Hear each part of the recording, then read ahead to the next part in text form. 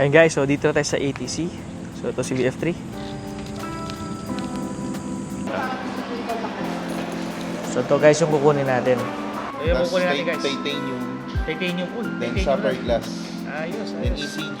ECG. So ano yung may direct features? button siya, Yes. sir. Ayos. So ano yung feature sir ng GT5 Pro na titanium? Nilagay sa maliit na body. Nilagay sa WatchFit Pro. AMOLED screen, tapos sapphire glass, tapos ano pa siya, pwede pa i-connect yung GCash. So pwede ka magbayad sa watch o i-connect mo lang siya.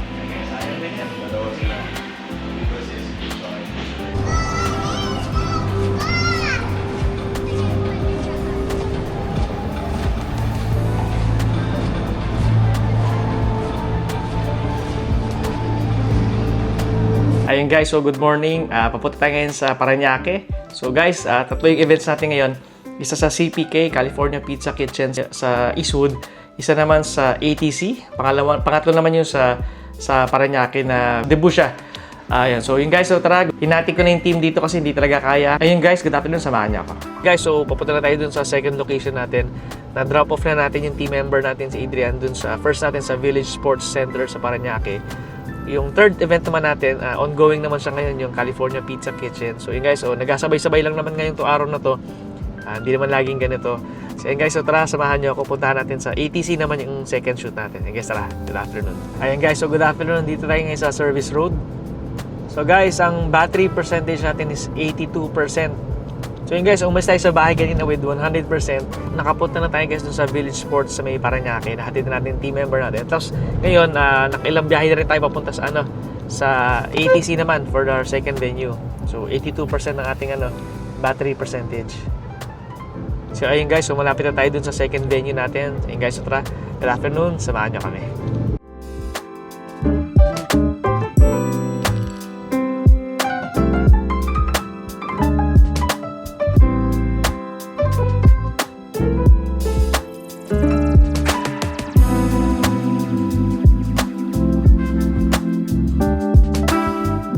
Ayun guys, so good afternoon. Nandito na tayo sa second shoot natin. So, iniwan na natin yung team member natin sa shoot 1. So, shoot 2. Ito na. Shoot 3 naman. Ongoing na kanina pa. Ayun guys, so tara, good afternoon. Kasamahan nyo ako. ATC guys. So, 80% na tayo. So, nakailang kilometers na rin tayo. Naka-almost 30 na rin halos. Sige guys, yun na. Punta muna tayo sa venue tapos shoot tayo agad. Ayun guys, tara. Ayun guys, so dito na tayo sa ATC. So, ito si VF3. Guys, nandito tayo sa McDo, Ayala, Alabang area. I made this. That's me. May birthday ngayon. Ano masasabi mo? Malamig. Presko. Malamig. Bagong gawa daw yung ATC na McDo. Bagong renovate? Bagong renovate. So, okay mag-birthday dito. Yes. Subscribe. And like. Ayun guys, so good evening. Dito tayo ngayon sa third event natin sa Village Sports Club sa may Parañaque. So guys, first time natin dito. Ganda pala dito, para pala may village ng about sports. Kaya nga Village Sports. So guys, so yung team natin nandito na kanina pa, 3 o'clock nag-shoot na sila. So tayo naman, sumunod lang sa third event natin. Ayun guys, tara, samahan niyo ako.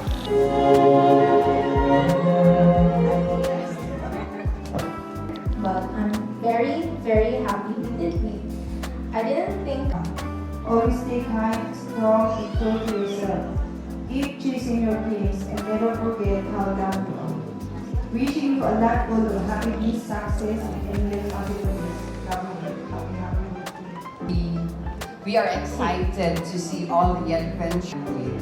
Happy birthday, Claire and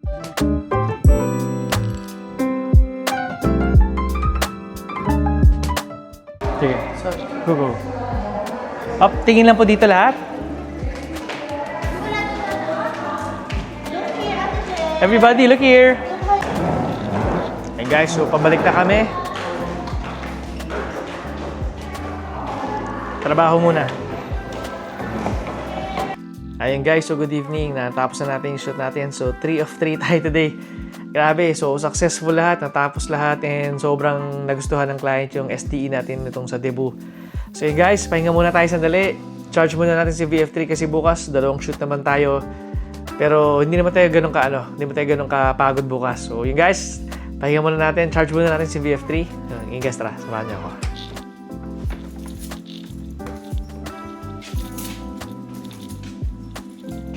Ready na.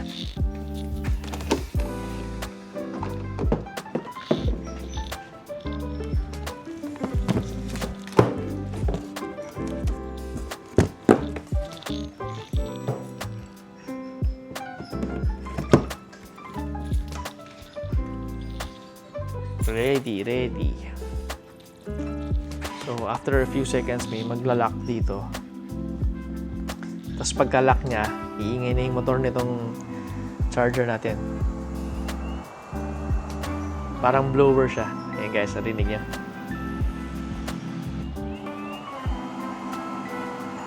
Ayan guys, charging na. Iwanan natin mag-charge to kasi ang ating battery percentage ngayon is 60%.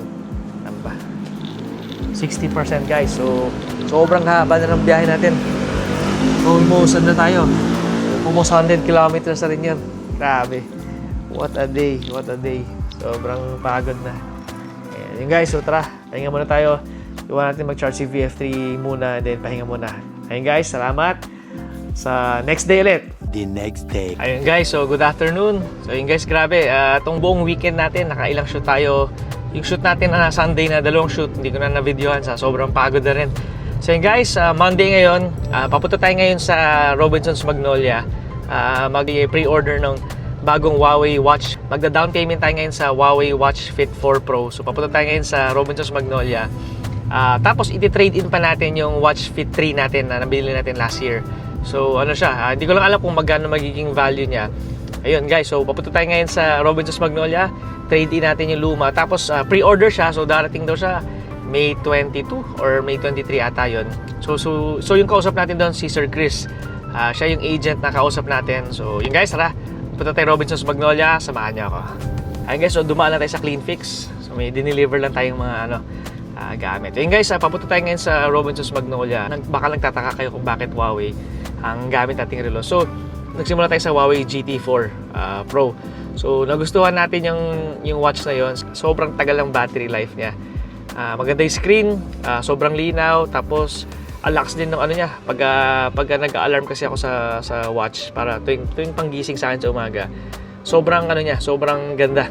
Sobrang magigising ka talaga. And then yung accuracy ng footsteps natin, tsaka yung sa heart rate natin, heart rate monitor, sobrang accurate niya. So kaya nagustuhan ko. Ngayon, after nun, bumili tayo ng Watch Fit 3. So Huawei din yon. So mas smaller version siya. Maganda. Ito actually dala ko siya ngayon. So dala ko siya. So ito yung gamit natin for a long time. Maganda naman siya. So pero yun nga lang, naglabas Huawei Fit 4 Pro. Sobrang ganda ng features niya. AMOLED screen, tapos sapphire glass, tapos ano pa siya. Pwede pa i-connect yung GCash. So pwede ka magbayad sa watch. So i-connect mo lang siya. So ngayon guys, ang suot ko is yung CMF watch. So ito yung si grupo ni nating to. Maganda naman siya. So yan ang daily ko naman sa ngayon. So it counts the steps kung what not. Tsaka notification sa phone. Battery life nila sobrang tagal. Yan ang gusto ko guys sa ibang brands. Although si Apple Watch meron tayo guys, pero after a few months hindi ko na siya nagagamit. Nandiyan pa rin, nasa bahay pa lang din naman, pero hindi ko na siya masyadong nagagamit. So yun guys, yun ang yun ang medyo ayoko lang kay medyo hindi ko lang nagustuhan kay Apple. Yung sa battery life niya medyo sobrang bilis na malobat. Parang every day ako nagcha-charge. So yun. So yun guys, so lapit na tayo sa Robinsons Magnolia. Bilhin natin muna yung pre-order muna tayo nung sa Huawei Fit 4 Pro. Tapos yun guys, darating siya next week. Ayun guys, tara, good afternoon. Samahan niyo ako. Hindi ko lang alam guys kung napapansin nyo, medyo nagtag-uulan na tayo. So parang every other day or every tanghali, umuulan na. So ano na siya, medyo pa-rainy season na tayo. So nalagpasan na natin yung summer season. Gamit si VF3 every day natin siya gamit. And yung temperature natin umabot ng 38-39 degrees sa peak heat. Kumbaga sobrang init na kumbaga tanghaling tapat tayo lumalabas minsan or tanghaling labas tayo na sa shoot gamit natin si VF3. And kadalasang temperature na umabot siya is 38, 37, 36, 38, 39 hanggang 39 degrees siya. Ngayon guys, marami nagtatanong kung paano daw ang paano daw ang takbo ng electric vehicle pag tag-ulan or delikado pa pag nabasa yung baterya. Kikita tayong mga videos online about VF3 na nilulusong sa baha. Definitely wag na natin gagawin 'yon. Siguro sa Vietnam, kung ano man mangyari doon, hindi ko lang kung paano ang warranty nila or kung may acts of God din ba sila na warranty. Pero tayo, syempre, tuwing may makikita tayong medyo mataas ang baha or wag na natin isulong yung auto natin. Most likely, most especially pag electric vehicle. So, hindi natin alam kung magiging epekto niya or yung kahit na wala man mangyari right there and then sa paglusong mo. Pero baka yung kalawang, baka in due time maging problem din siya in the future. So, yun guys, ayun guys, gagawa tayo ng separate video pag medyo tag-ulan na talaga, confirmed na rainy season na, and kung kamusta si VF3 o paano ang takbo ni VF3 pag umuulan or maulan na. So ayun guys, tara, abangan nyo na lang to. Yun yung mga looking forward din ako kasi nadaanan na natin yung medyo cold season with the VF3 nung panahon pa ng December, January, February, malamig pa. So ngayon medyo nadaanan na rin natin yung summer na talagang tag-init na bumabiyahe tayo ng mga 2 hours, 3 hours straight, 4 hours straight papuntang Morong, pabalik, tsaka papuntang Cavite, tanghaling tapat talaga yon. So yun guys, yun naman mga experiences natin with the VF3 and so far so good. Wala naman ako nakitang actually hindi ko lang kung anong indicator dito ng pagka may mainit na, di ba, like sa ice engine, pagka mainit, syempre meron tayong thermostat or temperature gauge na kung sakaling mag-overheat. Ito wala eh. Hindi ko alam kung anong signs niya or medyo mainit. Pero so far, kayang-kaya naman ni VF3. Tanghaling tapat, talagang mainit niya. Gamit natin siya. So wala namang problema. So ngayon, itong tag-ulan ang aabangan natin ngayon. So with the coming days to, I think or around June, doon natin magkakaalaman kung kamusta si VF3 pag tuwing tag-ulan. Ayun guys, tara, samahan niyo ako. So, Robochos Magnolia na tayo. Puntaan lang natin yung Huawei sandali. So, dito rin natin kinuha yung Magic V3 natin na Honor sa Globe. Dito natin sa Huawei naman for the watch.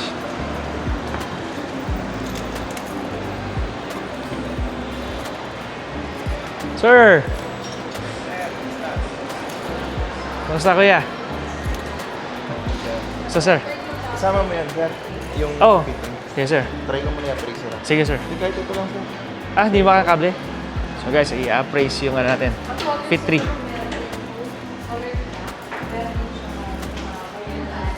Ayan guys, dito tayo ngayon sa Huawei Magnolia. May Fit 4 na yan. Ayan. So ito guys yung kukunin natin. Fit 4 Pro.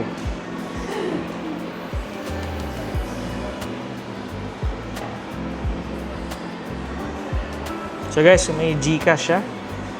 So yun. So yun yung gusto ko. Pwede ka na magbayad sa GCash through the phone.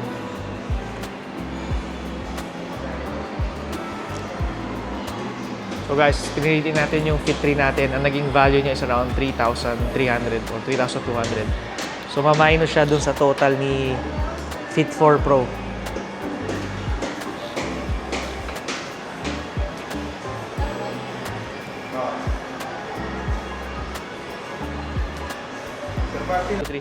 Sir, anong kulay na kunin natin? Ito sir, itong green na to. So yung pinaka-strap niya, kahit na malubog mo siya sir sa tubig, hindi siya tumatagal yung basa niya. So naputuyo agad siya, ilang minutes lang. So, Anong material siya, boss? Ano siya sir ito para siyang woven na pero yung sa dati kasi ganito, di ba parang siya. Okay. Pero ito mas pinaganda na siya. Okay. Sige, so. So yung Tapos kukunin natin guys. titanium, Titanium. Uy, then titanium sapphire na. glass, Ayos. then ECG. ECG. So kung ano yung may direct features, button siya, yes, sir. Ayos. So ano yung features sir ng GT5 Pro na titanium? Nilagay sa maliit na body. Nilagay sa WatchFit Pro na square type na. Ganda, So naghahanap kasi yung mga consumer ni Huawei na square type pero ang features Nasa parang GT5. Okay. So may naglabas si Huawei. So merong green, blue, saka yung black. So, boss, itong green na lang. Sige, sir. Alright. Guys, so green na kukunin natin. Next week natin. Sir, Chris, kailan na naman, sir? May 20. Because last year we had May free siya. Diesel light. Yeah, 5 plus. So, may 3 amperes, 4,000 mAh. Tsaka, ano sir, isa pa naging buds eh. Hindi kasama ko siya, buds. Parang 10 volts na power. Ayan guys, so dalawang freebie na yun. Sayang din yan. Okay, sayang din yan. Dalawa sila. Dito si SP sa wala na silang ganito. So kasi hindi sila nakapag-pre-order. Okay. Kaya yun sir, pinulit na kita kasi limited lang din yun. Sayang, sa live. sayang din Oo. yan, sayang din. Magkano rin kasi ito yun, nasa 800. Yung free buds ST2. 1599. Sayang. Then kumukonect to, kahit anong brand ng phone. Huawei or iPhone. Ano? iOS yun. Okay guys, so order na kayo dito sa Robinsons Magnolia. Mr. Chris. Guys, so ito yung DP natin, proof ng pre-order natin. Balik na lang tayo dito next week pag text si Sir Chris pag available na. Guys, so good afternoon. Pipick upin natin si Mrs. tsaka si Baby. Tapos diretso tayo SNR sa may Marikina. So guys, so may bibili lang tayong konting sandali. Tapos balik tayo sa bahay. Ayan guys, tara, good afternoon. Samahan niyo ko guys. Ang temperature ngayon guys is 36 degrees. So medyo ano siya, pataas. Hanggang ano naman siya, maabot ng 37, 38. Ngayon, sa tingin ko, medyo hindi na siya ganun kainit. Tulad nung summer talaga na medyo hindi ka makalabas. Ito kasi medyo ano na, pakulimlim naman na. So yun guys, tara, good afternoon. Samahan niyo ako. Guys, ang odometer natin is 5,165 kilometers na. So, simula nung last video natin, naka 165 na tayo guys, kagad. Hey guys, tara, good afternoon. Samahan niyo ako.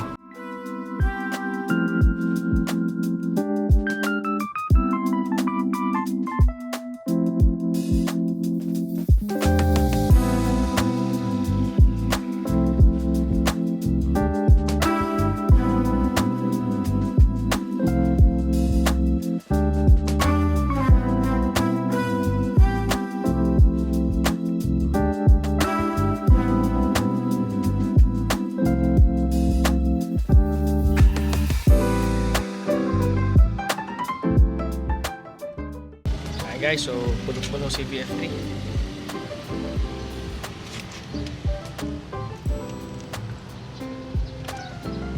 Okay, tara, dinner muna.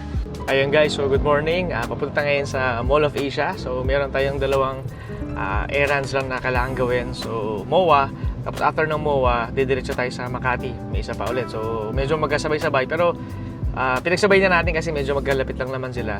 So yun guys, VF3 na naman ang gamit natin. Ang ating battery is 80%. So, ayun guys, hindi ko na siya na-charge kagabi after ng SNR namin. So, more or less, baka mag-charge tayo sa UP Ayala Malls by the Bay. Kung sakaling kung sakaling kapusin yung battery natin. Ayun guys, so good morning. Tara, samahan niyo ako.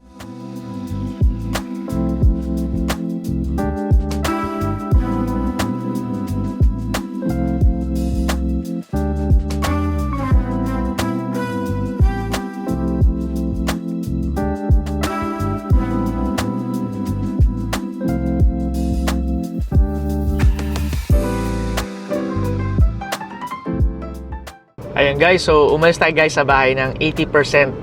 So dito tayo nag-charge. Ang ating current state of charge ngayon guys is 76%. So dito na tayo sa may tayo bumaba, sa may Quirino. So ayan guys, sa Quirino na tayo bumaba. Wala naman traffic. So MOA muna yung unang agenda natin. Then mamaya punta tayo Makati pagkatapos. Guys, tara, good morning. Samahan niyo ako. Guys, so dito tayo sa Quirino ngayon. So medyo malapit na tayo sa MOA. So 18 minutes na lang. So hindi ko lang alam ba tayo dito pinadaan ni Waze. Pero mabilis lang din naman, wala naman traffic. Ayun guys, so sa huling video natin, nagpunta tayo ng Clark, di ba? Check natin yung charging station. Yung pala, may nag-comment dun sa isang EV group na meron pa daw Uni-Oil DC charging sa Clark. So, mapapaaga ang punta ni VF3 sa Clark dahil meron palang charging doon. Kasi una nagdadalawang isip akong dalhin. Kasi medyo close pa yung DC charging doon. Ngayon, meron daw sa Uni-Oil. So, yun yung check natin soon. So, baka dalhin na natin si VF3 doon. Balikan lang. So, makalayo tayo ng biyahe. Ayun guys, so tara, good morning. Dito na tayo malapit na tayo sa Ross Boulevard. Samahan niyo ako. Ayun guys, so lapit na tayo. So, ang temperature natin guys is 33 degrees. Nakaka 5% na tayo mula sa bahay. So guys, nakakatuwa. So plano nga natin, like I said, plano nga natin pumunta ng Clark. So baka next week pumunta tayo.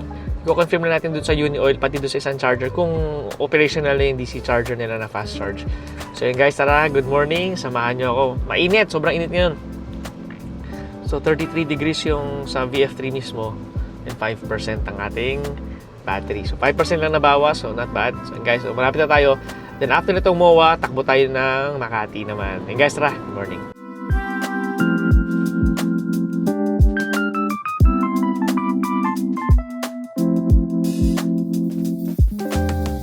Ayun guys, so good morning. Dito na tayo sa MOA. So hanapin natin yung MOA Square. So doon yung agenda natin for today.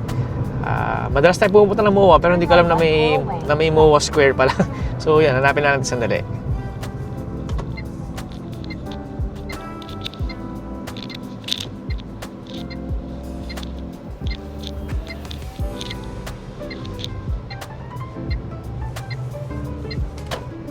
In 200 meters, turn right on Seashell Lane. Ayun guys, so ang parking pala ni MOA Square sa mismong IKEA rin pala. So ayun guys, so dito na tayo, sandali. Turn right, then turn left on parking. So park na tayo sandali, tapos natin muna yung agenda natin dito. Ayun guys, so dito na tayo sa MOA or IKEA. So dito tayo nag-park, tapos lalakarin na lang natin papunta dun sa MOA Square. So meron ako nakikitang parking slot na solo na walang katabi. So sakto, maaga tayo.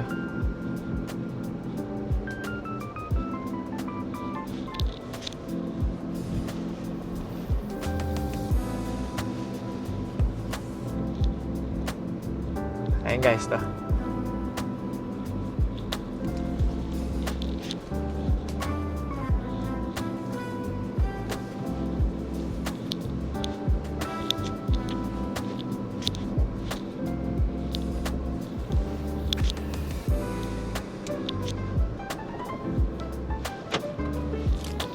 So guys, naka-park na tayo. Ito yung parking natin. Pagitan tayo ng dalawang poste. So walang katabi si VF3. So yun guys, tara, good morning. Tapusin muna natin agenda natin sa MOA Square. Ang extra. Okay guys, so naka-park na tayo sa MOA. So wala pa tao sa IKEA. So tayo pa lang nauna.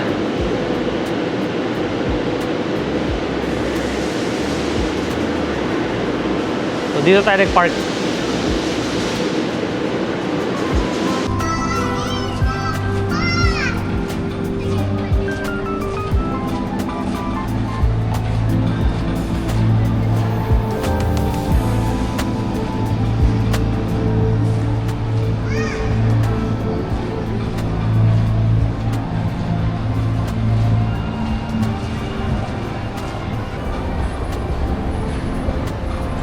Ayan guys, so good morning. Good morning. One of 3 agendas na gawa na natin dito sa MOA. Kaso yung pangalawang agenda, nakalimutan natin yung acknowledgement receipt sa bahay. So may cut-off lang si SMX. So naputol. So pinag-grab pa natin. Kaso babalik pa tayo mamaya. Alauna pa raw yung resume ng kanilang office. So yun guys, ikot muna tayo. May 1 hour and a half tayo para umikot sa MOA. Kain na rin tayo siguro. Tapos after ng agenda number 2, agenda number 3 na makagad. Tapos Makati, din uwi na. So guys, tara, good afternoon. Samahan niyo ako. Medyo fail. Hindi ko nadala yung AR, pinaka-importante. So guys, so tara, good afternoon. Samahan niyo ako. Ayun guys, so natapos na natin yung errands natin dito sa MOA. Okay guys, so good afternoon. Papunta na tayo ngayon sa Makati. So tapos na yung mga gagawin natin dito sa MOA at saka SMX. So tapos na. Papunta na tayo ngayon sa Makati naman. So guys, ang ating battery is 72%. And ang ating temperature naman is 34 degrees. Ayun guys, tara, good afternoon. Samahan niyo ako.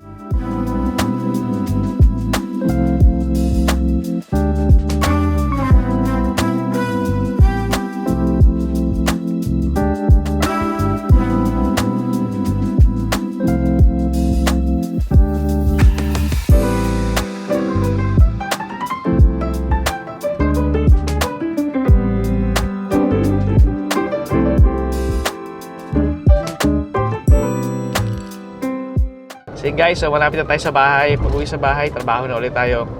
Kasama na doon yung editing. Tara, samahan niyo ako. Good afternoon. Malapit na tayo sa bahay.